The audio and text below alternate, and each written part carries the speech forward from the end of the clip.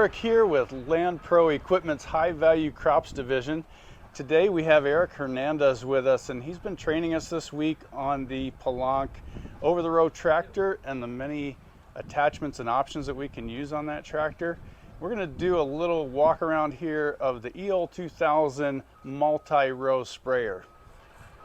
Again, Eric introduced me. My name is Eric Hernandez. I've been with Pellanc America Santa Rosa location for almost 8 years now. I was helping Land Pro out, Eric, and training people this whole week. So we're gonna do a quick little walk around, show you guys a little bit about this machine, show how it works, show you how easy it is. And first off, we're gonna start with this section out here. So you can see we have a valve panel, we have a little tank over here, and this little mixing tank is what it is for. It's a mixing tank. You would lift this, swing this around, and now you have ease of access to do any onboard mixing in case at location it wasn't already pre-mixed. You do all your mixing here, and you have this valve panel here to set the functions for what you're trying to do. So for example, I have the mixing tank right here. We got this nice little sticker, has these nice little icons right here. So we have the same image as this induction tank is what it's called.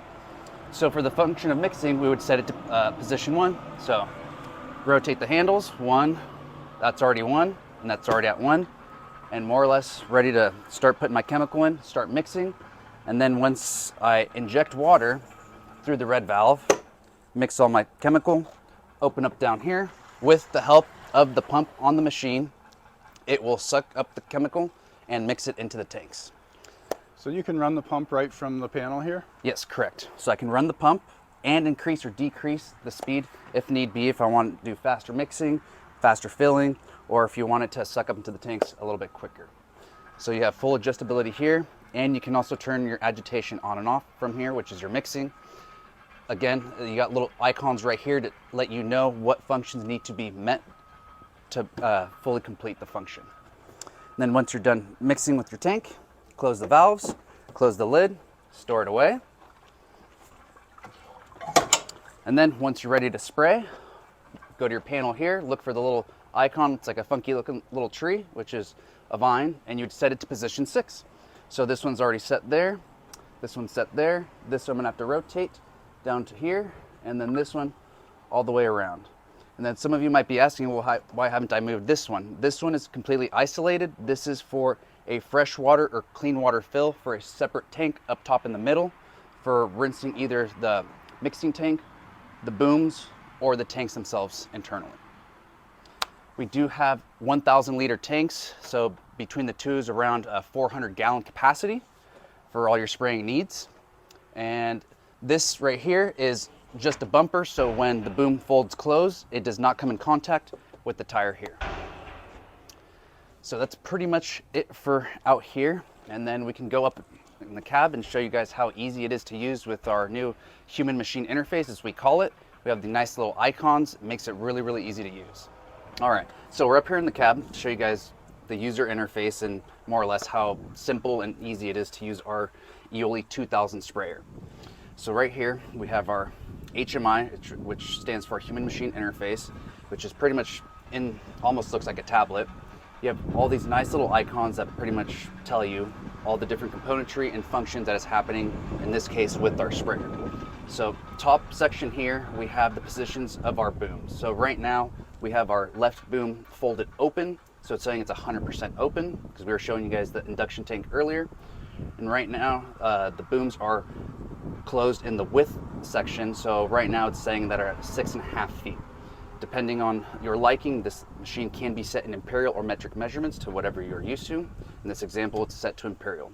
So right now it's set to 6.5 foot closed, and this functions for the right, functions for the left. You have a master on off for all your nozzles. You got these little tanks right here that show you the level. They rise and go down with the water in the tank. Also show you individual tank level in gallons in this example, what's physically on the machine right now. So we've got about 91 gallons in each tank right now. Then right here you have your 3 individual booms. So this is a 3-row sprayer.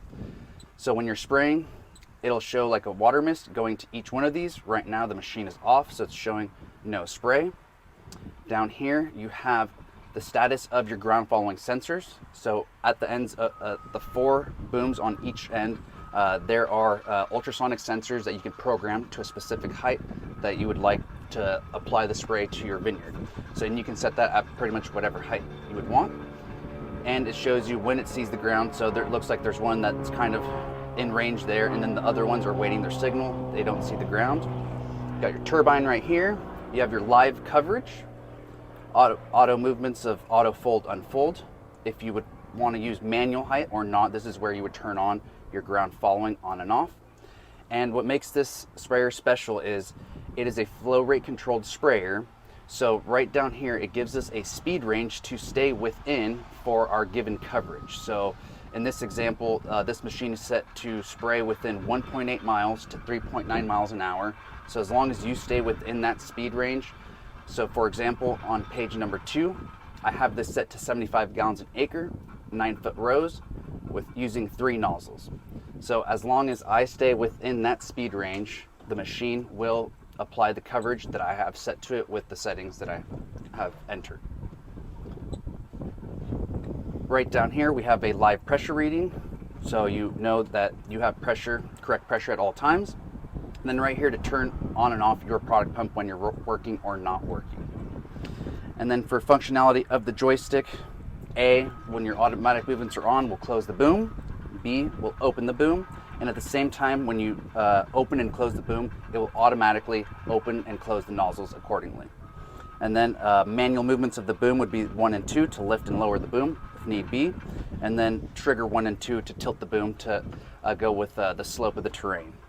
So Eric, when I want to fill the sprayer, how do I go about doing that? I see you have a 2-inch cam lock connector here. Yes.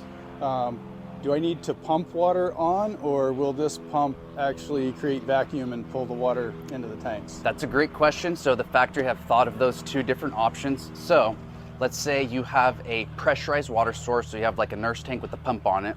So you could hook up directly to this, find the indication right here. So it'd be number 4.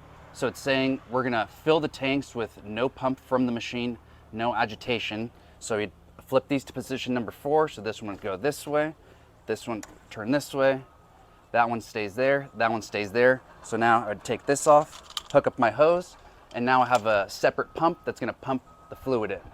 Now, if you don't have a pump, and let's say you're pulling from like a freshwater source, like a pond or something, you can use the pump on the machine. So you'd have to find that indication right here. So it's filling using the pump on the machine. We're gonna use the agitators. So I'd flip the levers to 3, so that one's already there, that one's already there. This one I would turn, and that one's already in the correct position. Hook up my hose, machine running, engine running, turn my pump on here, and then depending on how slow or fast it is sucking the water up into the tanks, you can increase or decrease the speed of the pump from the panel right here. That's pretty cool. Looks like you've made it really easy for the operator. Oh yes, I mean, all these little stickers are very, very clear and makes it very simple to understand. Cool. All right.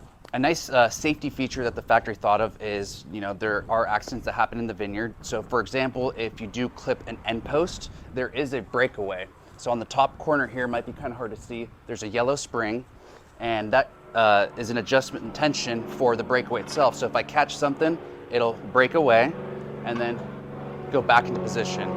And now the middle row has one slightly different, but does the same. So less risk of damage to the machine.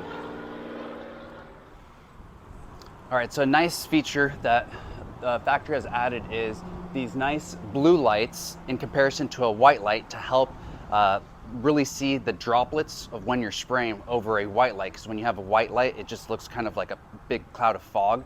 So now with these new lights at each boom, so you have one there, one in the middle, one on the other side, with the help of also 3 additional cameras for each individual row. So we have one located on the corner of the tank here, one on the other corner, and then one on the inner arch for the middle row. And that helps so you can stay centered within the rows, and that way you can actually tell the atomization is properly happening for your spray application.